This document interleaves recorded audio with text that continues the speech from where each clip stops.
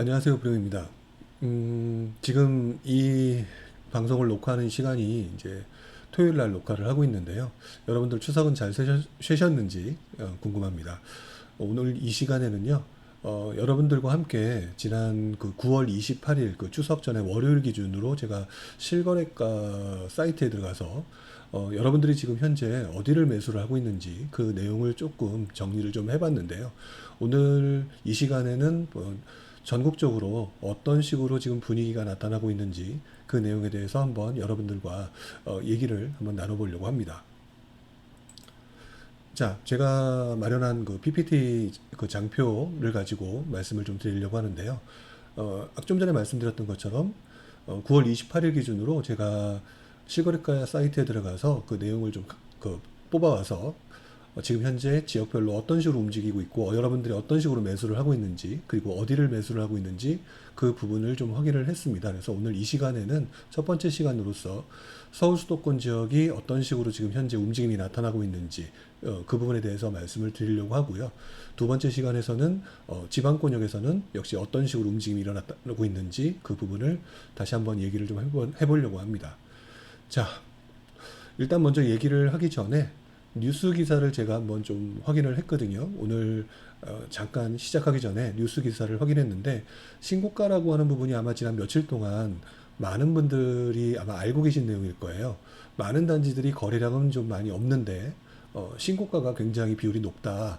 실제로 데이터를 찾아보고 뉴스를 찾아보니까 강남구 같은 경우도 뭐 40년 단지도 신고가가 나왔다. 거래 절벽 속에서 랜드마크는 올랐다. 뭐 단지 뭐 상위 50개 단지가 최고점을 찍었다. 여기서는 초급매다. 근데 저기서는 신고가다. 서울 집값이 굉장히 오락가락한다. 자, 이런 부분에 대한 얘기가 나오네요. 지난번 올려드렸던 그 유튜브 동영상에도 말씀을 드렸지만 이 내용을 가지고 사람들이 집값이 오르는 거냐 떨어지는 거냐 굉장히 좀 혼란스러워하는 그런 느낌을 받았는데요.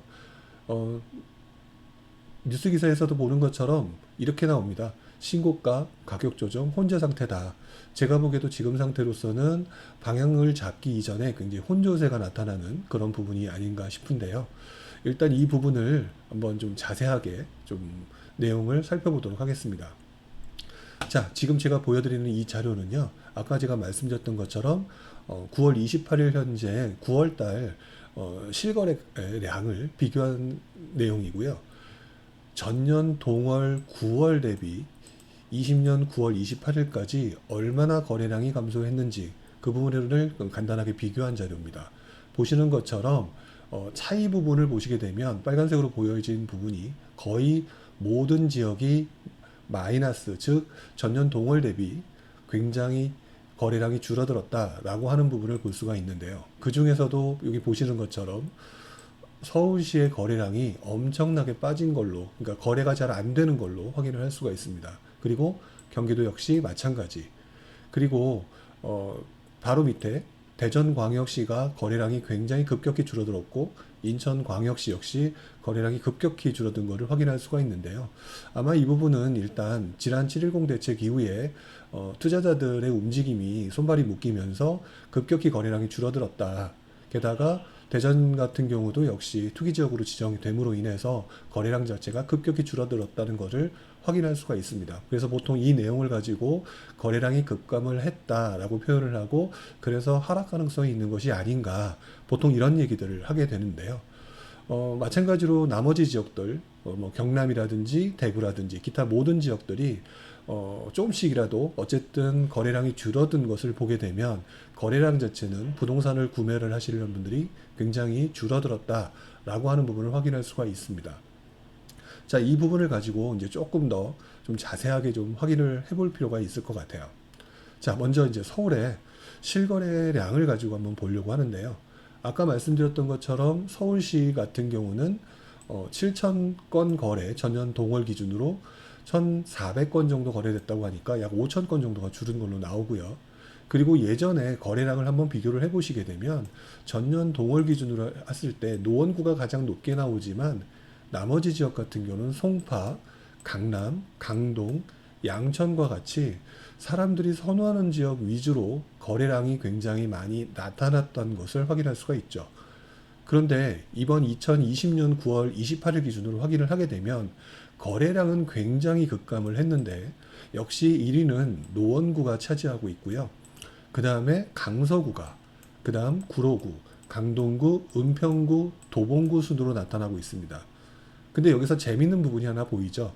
거래량 자체는 굉장히 많이 줄어들었으나 실제 거래되는 지역은 서울 중심부에서 외곽 지역으로 확산됐다라는 부분이 보인다는 겁니다. 즉 다시 말해서 지금 현재 상황으로 봤을 때 서울의 그 투자자들이 우리가 흔히 말하는 좋은 지역, 입지가 좋은 지역을 구매하려고 하는 그런 모습들보다는 외곽 지역의 가격이 싼 지역들이 사람들이 거래량이 전체적으로 줄어들었는지 모르겠지만 그럼에도 불구하고 외곽 지역의 거래는 이루어지고 있고 오히려 중심 지역보다는 나머지 아래에서 보여지는 중심에 비해서는 더 많은 지역이 거래되고 있다라는 부분을 확인할 수가 있는 겁니다.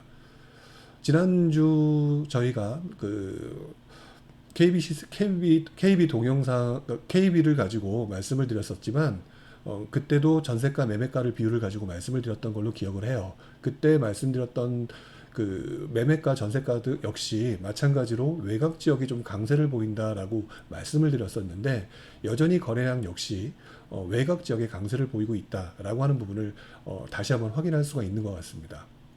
자, 이 부분을 이렇게 지도로 놓고 확인을 해보게 되면은요, 아까 말씀드렸던 노원구가 가장 강한 모습을 보이고, 그 다음에 강서와 구로구가 그 다음으로 어쨌든 굉장히 강세를 보이고 있다라고 하는 부분, 그 다음에 나머지 지역 같은 경우도 은평, 서대문, 마포, 도봉, 강동, 어떻게 보면은 그동안 우리가 얘기했던 중심 지역에서 조금 벗어난 지역 위주로 거래가 잘 이루어지고 있다. 그렇기 때문에 이 부분은 한번 좀 이 부분을 좀 깊이 곰곰이 생각을 해보면 투자자들이 진입하지 않는 시장, 그런데 만약 구입을 해야 된다면 가격대가 비싼 서울 중심부보다는 외곽 지역으로 어쨌든 거래량이 일어나고 있다라는 부분을 볼 수가 있고요.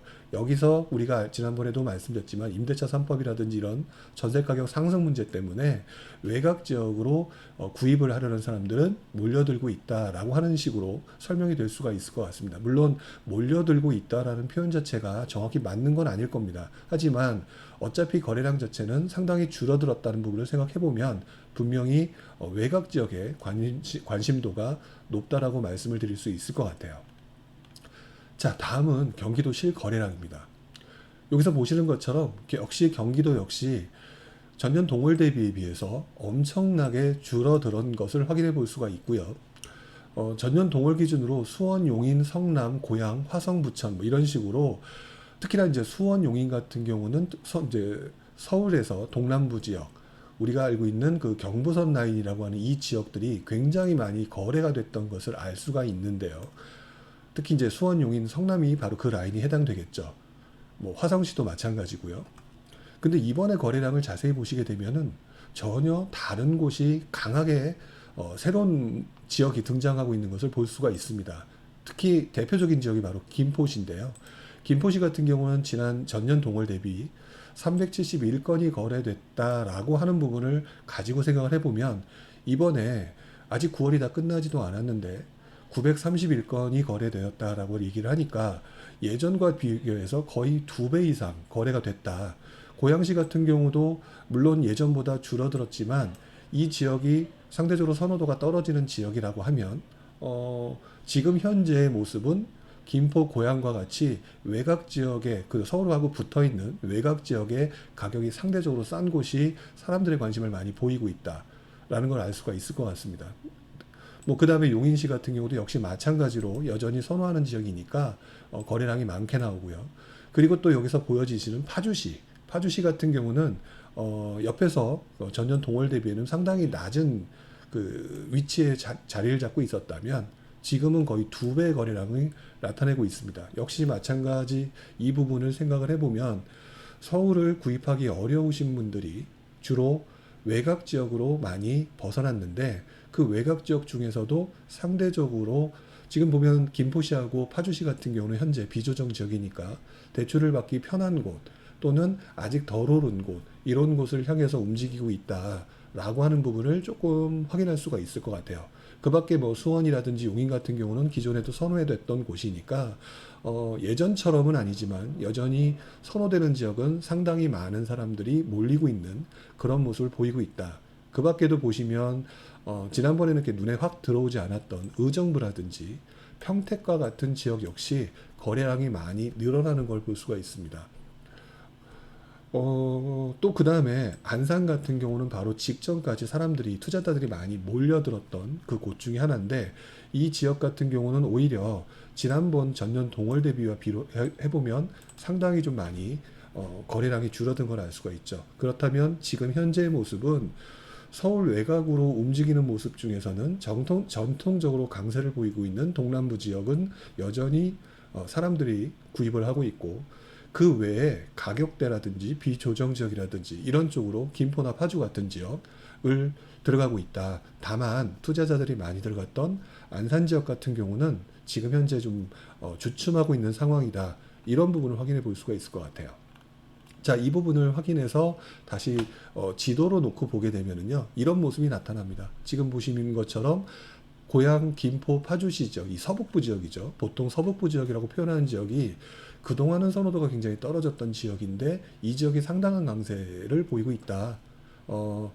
다시 한번 말씀을 드리지만 뭐 예전에 그 어떤 거래를 했던 물량에 비해서는 상당히 줄어드는 건 사실이지만 기존의 모습과 다르게 이 지역의 사람들이 굉장히 많이 관심을 보이고 있다. 그 다음에 성남이라든지 수원이라든지 기존에 이제 관심을 보였던 지역 옆에 용인 지역 역시 사람들이 많이 관심을 보이고 있습니다.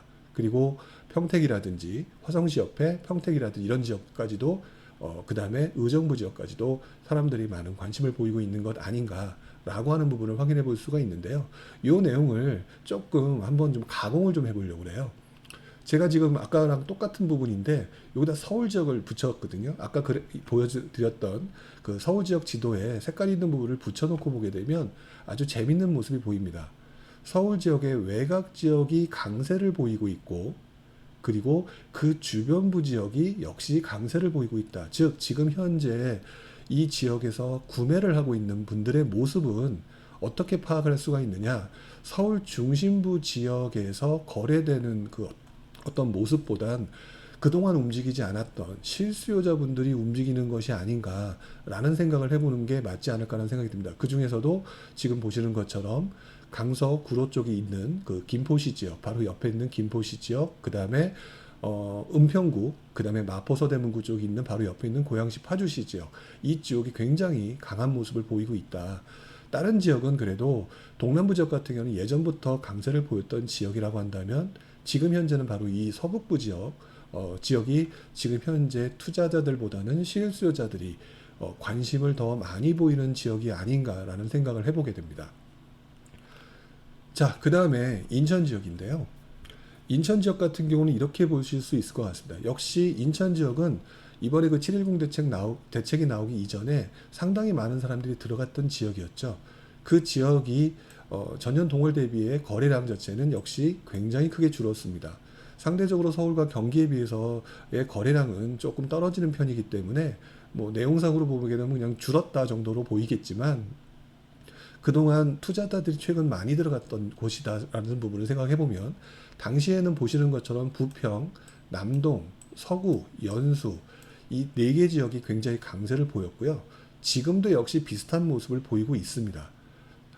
순위만 바뀌어져 있지 여전히 그대로 네 개 지역이 강세를 보이고 있는 모습인데요. 단 한 가지 다른 모습은 서구가 지금은 조금 더 강한 모습을 좀 보이고 있다. 뭐 남동구 지역은 여전히 유지가 되고 있는 모습이고요. 이 부분을 생각해 보면은 조금 이해가 안 되는 부분도 좀 있습니다. 왜 그러냐면 서울에서 사람들이 이동을 한다라고 하게 되면 아무래도 서울하고 가장 붙어 있는 쪽이 부평구라든지 계양구인 경우가 많은데 오히려 부평구라든지 계양구보다는 서구 지역이 조금 더 강세를 보이고 있고 남동구 지역이 강세를 보이고 있다는 측면에서는 어떤 면에서는 외부에서 아직 서울이나 경기도 쪽에서 인천 쪽으로 들어오는 모습이 그렇게 뚜렷하게 나타나는 모습으로 보여지지는 않는 것 같고요. 남동구 지역 같은 경우는 특히나 이 지역에서 주로 인천시청 주변이니까 아마 이 지역에 있는 거주민들이 주로 그 구입하는 것이 아닌가라고 한번 추정을 해볼 수 있지 않을까 이런 생각을 해봅니다. 어쨌든 지금 현재 상황으로 보게 되면 서울과 경기도 지역에 비해서 인천의 실거래량은 상대적으로 약할 뿐만 아니라 역시 외부에서 들어오는 실수요자의 움직임은 상대적으로 좀 약해 보인다. 다만 서구가 조금 강해 보이는 것이 뭐 이유가 어떤 거인지를 조금 더 확인해 볼 필요가 있을 것 같아요. 자, 지금 보여드린 것처럼 서울 수도권에 붙어 있는 지역 중에서 서구와 남동구가 조금 강세를 보이고 그보다는 못하지만 계양, 부평, 영수가 조금 그 다음 모습을 보이고 있다라고 하는 부분인데요. 이 부분을 그렇다면 아까 지금 보여드렸던 것처럼 경기도, 서울과 인천을 함께 붙여놓고 한번 보는 게 조금 더 보기는 좀 편할 것 같아요. 제가 지금 보여드린 이 자료가 이 경기도에다가 서울을 넣었고요. 그 다음에 이쪽에다가 인천 부분을 비교를 한 겁니다. 가장 좀 그래도 거래량이 많은 지역을 색깔을 진하게 칠해놓은 거기 때문에 이 흐름을 명확하게 알 수는 없을 것 같아요. 다만 중요한 부분은 이렇게 보셔야 될 것 같습니다. 지금 제가 서구가 왜 그런지라고 하는 부분이 조금 갸우뚱 계양구하고 부평구가 조금 더 관심도가 높지 않을까라고 생각했던 부분인데 서구가 굉장히 강세를 보이고 있다. 근데 재밌는 거는 서구와 바로 붙어있는 김포시 지역이 현재 강세를 보이고 있다라고 하는 차원에서 보게 되면 김포시와 바로 붙어있는 부분이 검단 쪽이고요. 검단 쪽에 해당되는 지역이 아무래도 사람들한테 김포를 보던 분들과 뭐 주변 지역을 보던 분들이 이 서구 지역을 보는 것이 아닌가. 왜냐하면 계양구 지역 같은 경우는 앞으로 신도시가 들어와야 될 지역이기도 하지만 현재 새 아파트가 그렇게 많이 있는 곳은 아닙니다. 오히려 부평구가 새 아파트가 더 많지 계양구는 새 아파트가 조금 상대적으로 서구나 김포에 비해서는 좀 부족하다라고 생각이 들면 서울에서 흘러가는 흐름이 이렇게 서북부 지역으로 가면서 김포시 쪽과 그 다음에 인천 서구 쪽에 관심을 보이는 것이 아닌가 이런 생각이 좀 좀 들고 있고요. 이런 모습은 지금 나머지 경기도 지역에서 부천이라든지 시흥이라든지 안산이라든지 안양이라든지 이런 부분에 대한 움직임에 따라서 다시 나머지 지역에 있는 인천 나머지 지역도 이 흐름이 들어올 수 있을 가능성이 있다라고 하는 부분을 생각해 볼 필요가 있을 것 같아요. 어찌됐든지 간에 제가 보는 관점으로는 이렇게 말씀을 드릴 수가 있을 것 같습니다. 지금 현재 모습은 거래량은 굉장히 줄어들었다. 그래서 어떤 언론에서는 분명히 하락세가 보여질 것이라고 예상하고 있는 부분도 있지만 현재 이 그래프 아까 보여드렸던 그 실거래량과 그 다음에 이 도표에서 보여지는 어떤 색깔의 흐름을 좀 봤었을 때는 어쨌든 지금 현재 사람들은 주로 실수요자들이 가격대가 돈이 부족한 분들이 구입을 할 수 있는 쪽으로 지금 현재 퍼져나가는 형식이고 인천보다는 약간 경기도 지역에 지금 좀 더 집중하는 모습이다. 그리고 그 붙어있는 인천 지역에서도 서구 지역이 조금 강세를 보이는 모습이 나타나지 않는가라는 생각을 보이고 있고요. 앞으로 이런 모습은 전세가라든지 매매가의 움직임 또는 뭐 신고가 이런 것들이 얼마나 진행되느냐에 따라서 이 움직임이 확산될 것인지 아닌지를 좀 확인해 볼 수가 있을 것 같아요. 자, 이 부분을 간단히 요약을 해보게 되면 이 아랫부분은 지난번에 제가 올려드렸던 자료에서 보여드렸던 그 매매가와 전세가의 모습인데요. 일단 서울의 거래량은 전체적으로 급감을 한 것은 사실인데 외곽 지역이 오히려 전체적으로 보게 되면 현재 기준으로 보게 되면 좀 강세를 보이고 있다. 그 중에서도 경기권 서북부 지역, 서부 지역의 거래량이 굉장히 크게 늘어나고 있다. 그리고 경기권의 기존 투자자가 진입했던 뭐 안산 지역이라든지 수원이라든지 이런 진입 지역 같은 경우는 상대적으로 보면 약세를 보이고 있고 인천권 같은 경우는 전체 거래량은 감소하고 있는 모습인데 감소세 속에서도 서구나 남동구 같은 경우는 유지가 되고 있다. 이런 부분을 볼 수가 있고요. 이 상황에서 나타나는 지난 9월 25일 날 나왔던 21일자 부동산 시황에 서울 매매가가 상승세가 주춤하고 있는데 전세가격 상승세가 여전하다고 말씀을 드렸었거든요.